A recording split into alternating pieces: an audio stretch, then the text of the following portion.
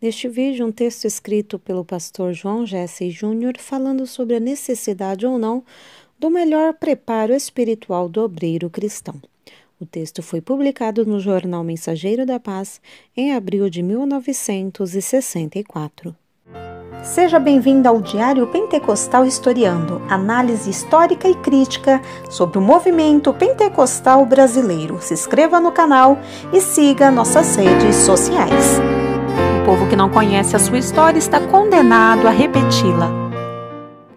Esta pergunta é algo de absoluta atualidade em meio ao movimento da Assembleia de Deus no Brasil. A qualquer lado que nos voltemos, estamos de braços com o problema que encerra sua resposta. No trato diário com os crentes, membros da igreja de que somos pastor, nos defrontamos constantemente com esta pergunta fatídica, acrescida sempre de outras que, impreterivelmente, a acompanham. Porque, à semelhança de todas as igrejas evangélicas em geral, nossa igreja não possui educandários para melhor treinamento de seus obreiros?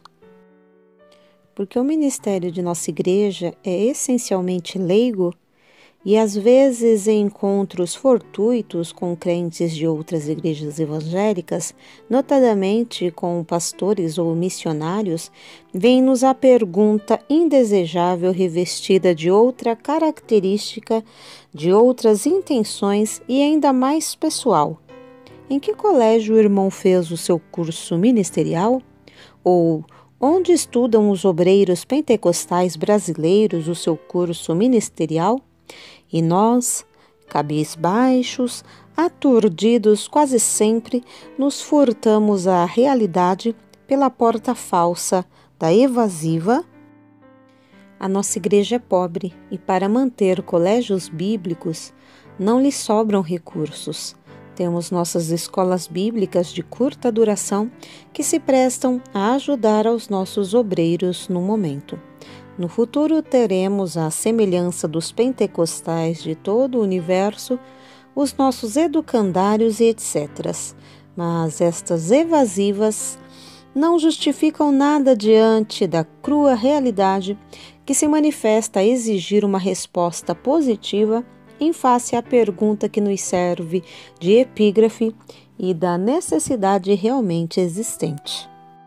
Entre nós, é muito comum o acalentarmos-nos com Atos 4 e 13, em que se diz que os apóstolos Pedro e João eram homens sem letras e indoutos, que cursaram apenas aos pés de Jesus, que justamente é o melhor educandário espiritual que há, que nós, ao seu exemplo, não temos outros colégios senão o que eles tiveram e etc. Às vezes, nós que escrevemos estas notas, ficamos matutando a pensar: será possível que possamos atribuir a nossa incúria intelectual a Jesus? Assim fazendo, não estaremos blasfemando de sua augusta e bendita pessoa? E temos razões bíblicas para assim pensar, porque dele está escrito que a multidão se admirou de sua doutrina, porquanto os ensinava como tendo autoridade e não como escriba. Mateus 7, 28 e 29. Isto parece-nos significar que ele ministrou a sua doutrina com absoluto conhecimento de causa, que lhe dava segurança no falar, de modo a se dizer dele que nunca homem algum falou assim. João 7,46. Isto é, a nenhum dos mestres de Israel ouvimos falar à semelhança dele. Acreditamos que os mestres de Israel, ao ministrarem o ensino da lei, o faziam sempre arrinados na autoridade Moisés, usando sempre o seu nome, e daí talvez dando lugar às suas pessoais limitações, demonstrando que individualmente não dispunham da precisa autoridade para falar no assunto. Jesus, porém, em nome próprio, pois afirmou: eu e o Pai somos um. João 10:30. E por isso, ao falar em nome do Pai, não precisava de citar Moisés, nem se firmar na autoridade dele, porque pessoalmente havia outorgado a lei a Moisés no Sinai. Portanto, falava com autoridade própria. Neste caso, ao atribuirmos a Jesus a nossa fraqueza intelectual, estamos atribuindo-lhe uma indefinidade vil, pois, ao justificarmos a nossa fraqueza de conhecimentos com o estudarmos aos pés de Jesus, equivale dizer que se não sabemos mais, se não temos melhor preparo, a culpa está com o nosso mestre que não nos ensinou. Entretanto, quando confrontamos o texto de Atos 4 e 13 com João 7:11, aliás, João 7:15, notamos que havia idêntico conceito entre os judeus, tanto com respeito ao Mestre Jesus, como a seus discípulos. Mas, ao lermos Atos 6 e 10, ficamos sabendo que eles não podiam resistir à sabedoria e ao espírito com que falava. Então, observando a construção dessa frase, notamos que o sujeito está oculto e, deste modo, podemos perguntar: quem falava na ocasião? E a resposta nos vem prontamente: Estevão. Neste caso, os judeus ali reunidos não podiam resistir à sabedoria e ao espírito com que ele falava. Do mesmo modo está escrito que acima citamos, respeitando a Jesus, que nunca homem algum falou semelhante a ele. Ou por este cotejo de textos bíblicos se pode perceber que nem o mestre, nem seus discípulos eram ignorantes à semelhança deste que escreve esta crônica, nem de muitas centenas de pastores pentecostais brasileiros. Outros sim, Pedro e João eram sem letras e indoutos. Entretanto, tais homens escreveram livros importantíssimos, de um dos quais, Evangelho segundo João, já foi dito por grande autoridade ser um extraordinário compêndio de teologia e ao mesmo tempo de filosofia divina jamais escrito igual. Perguntamos: a maioria absoluta dos nossos obreiros seria capaz de humanamente escrever algo semelhante ao que eles, esses indoutos, pescadores, escreveram? Não cremos. Talvez o amado leitor esteja pensando que eles não escreveram de si mesmos, mas foi inspiração do Espírito Santo? Aqui entra uma outra questão, que é a do modo como se verificou a inspiração, que não comporta neste artigo, nem nos propomos descrevê-la, mas por qualquer das hipóteses, o milagre da inspiração não lhes ensinou a ler o mundo, o grego. Eles sabiam falar e escrever corretamente e, portanto, Deus o usou para escrever o que escreveram. Neste caso, em que consiste o problema do motivo de admiração dos rabinos? Justamente em saberem que eles não haviam cursado nenhum de seus colégios e faculdades, não sendo por eles formado, mas tinham o conhecimento de que eles haviam estado com Jesus, isto é, haviam estado 3 anos ou mais estudando aos pés de Jesus, e a ousadia que manifestavam ao falar era fruto do ensino que eles haviam recebido. Isto parece-nos que, embora indoutos quanto aos cursos ministrados nas faculdades judaicas de então, eles eram formados na faculdade dirigida por Jesus, mestre dos mestres. Portanto, não eram ignorantes ou incultos, como muitos de nós o entendemos, procurando com isto acobertar a nossa própria fraqueza espiritual. Eles estudaram com Jesus e, com o curso feito em sua faculdade, eles saíram para assombrar o mundo com a pregação do Evangelho. Alguns motivos que impõem melhor nível intelectual. Quando pensamos, por exemplo, no angustioso problema de liderança de que necessitamos, a fim de não virmos a perder as vitórias até agora alcançadas, vem-nos à memória os ilustres varões de Deus que peregrinaram entre nós, cujos nomes exornam as páginas de nossa história. Gunnar Wingren, Samuel Nystrom e Nels Nelson, todos de origem estrangeira, cujas palavras ainda são acatadas entre nós, mesmo tendo os três já entrado na glória. Grandes homens de Deus e grandes líderes foram eles entre nós, mas infelizmente não prepararam elementos capazes para substituí-los na liderança deste grande movimento. Trabalharam como heróis e lideraram com sabedoria, mas falharam em não se preocupar com os seus substitutos.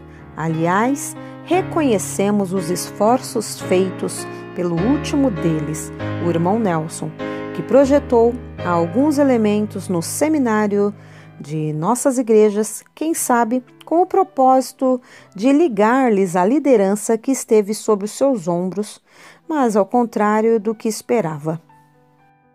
A proporção que os via crescer em projeção, os via com tristeza crescer também em exaltação. Ao invés de crescerem em humildade, que é a primeira qualidade requerida de algum líder espiritual, por que isso? Faltou a esses vultos de nossas igrejas os conhecimentos, a cultura necessária à liderança. Eles, por ignorância, confundiram mundanismo e despotismo espiritual com liderança.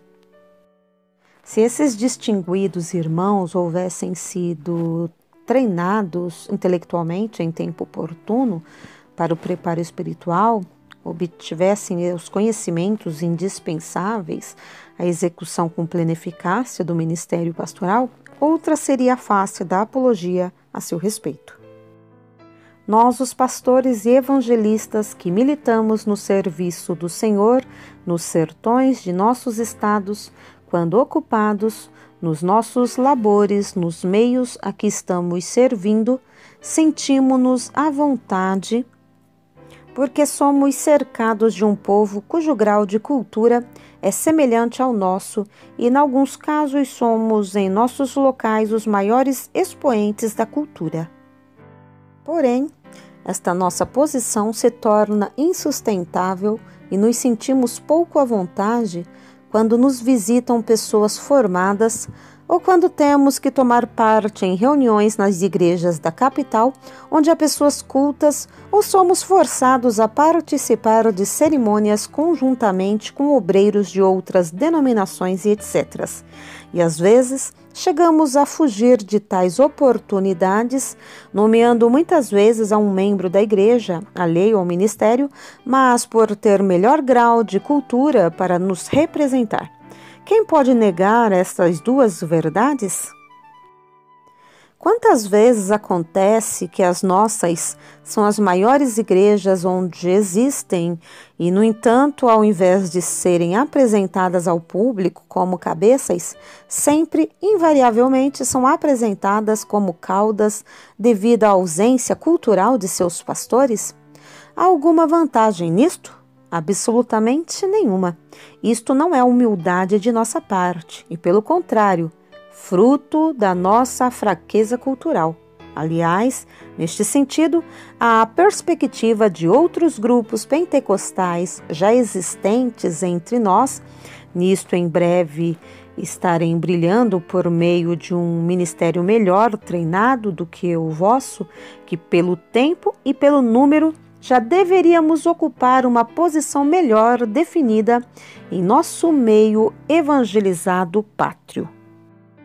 Muitas são as desvantagens apontadas por aqueles que se opõem entre nós à existência de colégios para treinamentos de obreiros.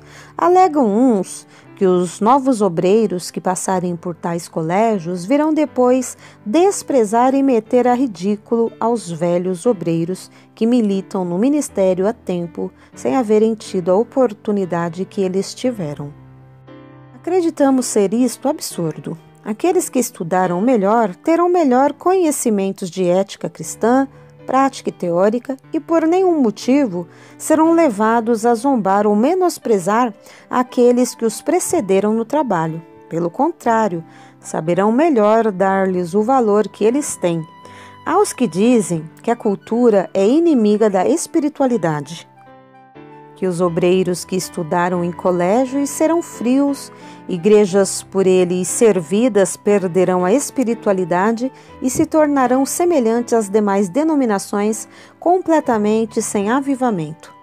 Acreditamos ser este outro argumento improcedente, porque Paulo foi um grande expoente da cultura em seu tempo. Levi Petrus é formado em teologia e centenas de ilustres servos de Deus em todo o mundo militam nas fileiras pentecostais, formados em teologia, e mantêm viva a chama do Pentecostes. Sim, tão viva e tão fervente quanto nós aqui no Brasil. Ademais, tal argumento tende a confundir espiritualidade com ignorância, o que é decididamente um perigo feio. Entrarão os obreiros formados diante de Deus por isto, devido ao nome de Cristo, e pois tornam culpados gerais nas cochilas, nos pântanos, a gelizar a semelhança dos que fazem os leigos? Depende, se eles forem chamados por Deus, entrarão.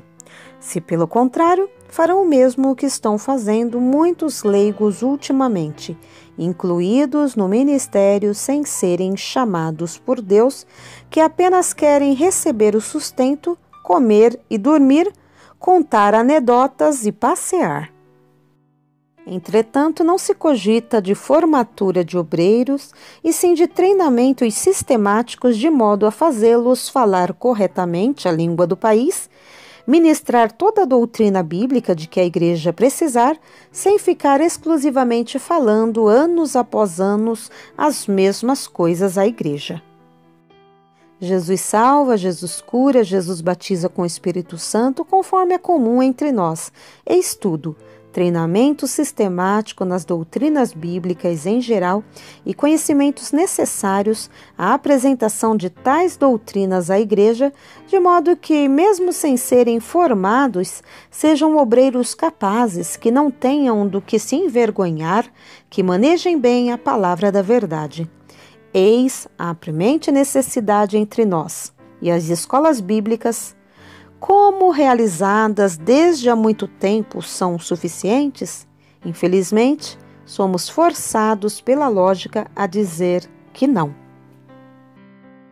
Porque ministrada somente no que respeita à doutrina, sem qualquer método lógico e consentâneo, a única virtude que se tem tido nas nossas reuniões de estudos bíblicos para obreiros tem sido a de promover ao consagramento e à comunhão entre os obreiros da região onde são localizadas. Sabemos de obreiros que durante anos seguidos vêm assistindo às escolas bíblicas e nem por isso progrediram, porque a falta de método os leva a considerar o ensino. E se ali comparecem, é para recordar o passado, passar uns dias fora de responsabilidades pastorais, enfim, descansar um pouco, porque dizem que quando alguns ensinadores se levantam para falar, já sabem de antemão o que ele vai dizer. É sempre a mesma coisa dos anos anteriores. Além disso, nós mesmos já assistimos a Loures em 2 horas falarem acerca de 6 instrutores para apenas ministrarem algumas fracas experiências com as quais estamos lidando cotidianamente. Outro serviço que se nos antolha é o serviço missionário. Temos ouvido a vários jovens tremendo e chorando, verdadeiramente sacudidos pela chamada de Deus, para acudir aos pagãos que de todos os países do mundo clamam. Dai-nos luz, confessarem francamente: pastor, sentimos que Deus nos chama, sentimos que é o nosso dever ir, mas não nos atrevemos a ir sem o necessário preparo intelectual. E eles têm razão, pois as nações pagãs já começaram a rejeitar os missionários leigos há alguns anos, 3 anos mais ou menos. Lemos alguma revista pentecostal que o governo da Libéria deliberara não mais conceder visitas de estudos ao país dos novos missionários que não portarem títulos acadêmicos, porque tais missionários em nada poderão ajudar o país no tocante à educação cultural do povo. Mais ainda, com o progresso que se denota no terreno cultural em nosso país, daqui a alguns anos, as igrejas nas cidades grandes, notadamente nas capitais, estarão sem pastores, porque os leigos de nossa marca, por exemplo, que sendo leigos, não perderam a consciência da realidade por força desta circunstância, terão que se refugiarem nas fazendas, nas igrejas rurais, porque não se atreverão a se defrontar cotidianamente com uma igreja constituída de homens e mulheres cultos. Todos com nível cultural superior ao deles e com uma mocidade estudiosa exigente por maiores conhecimentos que eles não poderão ministrar. Haverá, por certo, atualmente, quem se atreva a querer condenar tal sentimento, caso ele venha a existir e venha até a compará-lo à predição de Paulo constante em 2 de Timóteo 4, 13 e 4 e etc. Mas convém, antes de assim proceder, atentar bem para o texto e seu contexto, a fim de notar que ali não se refere propriamente à cultura, e sim à apostasia dos últimos tempos, pois estão dito que não suportarão a sã doutrina, que se recusarão de dar ouvidos à verdade, que se entregarão às fábulas e por estes sentimentos cercar-se-ão de mestres que ensinem segundo as suas próprias cobiças. Isto não significa jamais o desejo de ouvir a doutrina exposta fielmente numa linguagem simples, porém controlada de acordo com as regras que regem a língua que falamos, e também exposta por uma mente capaz de pregar toda a doutrina e somente os rudimentos da doutrina, Hebreus 6, do 1 ao 3, conforme é tão comum entre nós. Porque os crentes das nossas igrejas, muitos deles crendo-se mais espirituais do que são os membros das igrejas pertencentes às outras denominações, tratam os seus pastores de modo diferente do que fazem aqueles? Nas igrejas das outras denominações, podem-se ver com que respeito, com que consideração são tratados os pastores. Entre nós, pelo contrário, os pastores são tratados como fulano, o Chico, o Zezinho, o Dico, o que sem nenhuma dúvida é uma desmoralização por desvirtuar o valor do ministério cristão no trato à personalidade do obreiro. Mas por que assim acontece? Justamente devido a reconhecerem que nós, os pastores das Assembleias de Deus no Brasil, somos todos leigos, não havendo em nós qualquer característica intelectual que nos destaque deles. Por que consideramos ser este o motivo que causa este deslustre ao nosso ministério? Presidente, porque os mesmos membros de nossas igrejas, que nos tratam a nós, seus pastores, de qualquer modo, ao se encontrarem com os pastores das outras denominações, se desfazem em cortesia para com os mesmos, dando-lhes o melhor tratamento que podem? Direis que isso é apenas motivado pelo fato do encontro? E como se justifica não fazerem o mesmo para com os nossos obreiros de outros estados quando nos visitam? Porque entre nós há como que uma fobia quanto ao ministério, de modo a muitos elementos chegarem ao extremo ridículo de se incompatibilizarem com seus pastores, por não os apresentarem em convenção, nem os recomendarem às igrejas para serem consagrados para pastor no ministério? Sim, porque se verificam frequentemente entre nós estas anomalias? Será por haver entre nós uma supervocação para o ministério da palavra? Francamente, não cremos ser isso assim. O que compreendemos é que, cientes de que, com qualquer grau de instrução, nós consagramos elementos para o ministério e por suporem que o ministério seja uma ocupação fácil, então, ao invés de considerar o que se diz em Hebreus 5:4 e Mateus 9:38, ocorrem entre nós elementos de todos os tipos, inclusive cegos, aleijados, mancos, querendo ser pastores. E o pior de tudo é que nós, às vezes, fugindo ao critério estabelecido pelo Espírito Santo em 2 de Timóteo 1:1, transigimos, em alguns casos, e introduzimos no ministério cristão elementos que vão servir de zombaria ao Evangelho e, portanto, a zombaria ser causada por motivo justificado. João Jessey Júnior, 1964.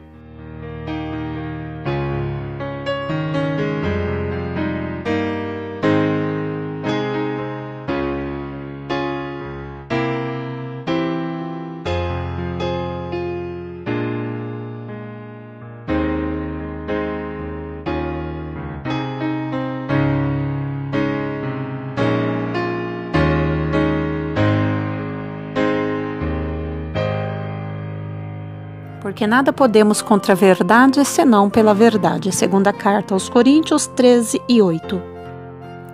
Se você gostou do conteúdo deste vídeo, se inscreva no canal, deixe o seu joinha, compartilhe e ative o sininho para receber do YouTube as notificações dos novos vídeos.